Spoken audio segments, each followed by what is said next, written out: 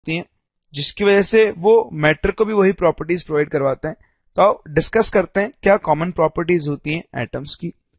सबसे पहली जो प्रॉपर्टी एटम्स की, that is atoms are very small in size.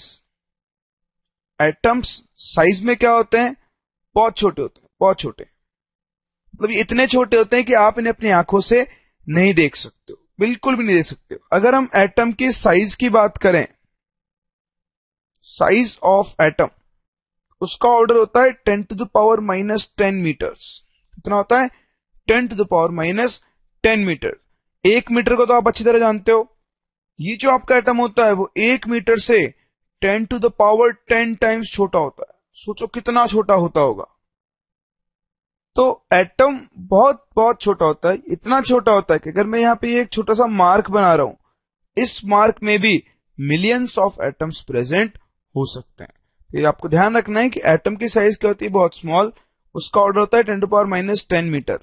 और हम इसको नापते हैं इसी यूनिट में, जैसे हम इसको लिखते हैं नैनोमीटर। नैनोमीटर, देखो नैनोमीटर भी एक यूनिट होती है साइज को मेजर करने की, और 1 नैनोमीटर जो होता है वो 10 to the power minus 9 metre के बराबर होता है। यानी 1 मीटर के 10 to the power 9th हिस्से के बराबर क्या होता है, 1 नैनोमीटर। तो बहुत छोटी यूनिट होती है। दूसरी जो प्रॉपर्टी होती है वो होती है कि atoms of an element are identical. Identical in all respect. एक एलिमेंट के जितने भी एटम्स होते हैं वो सबके सब क्या होते हैं, identical.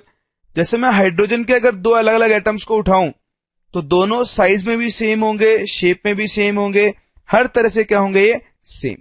But the atoms of two different elements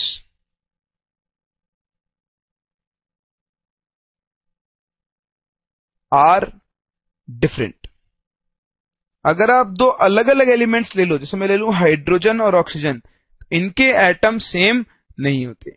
एक ही एलिमेंट के अलग अलग एटम्स हमेशा सेम होते हैं, जबकि दो अलग अलग एलिमेंट के एटम्स हमेशा क्या होंगे, एक दूसरे से डिफरेंट। तो ये एक दो जनरल प्रॉपर्टीज हैं एटम्स की जो हमारे काम में आएंगी।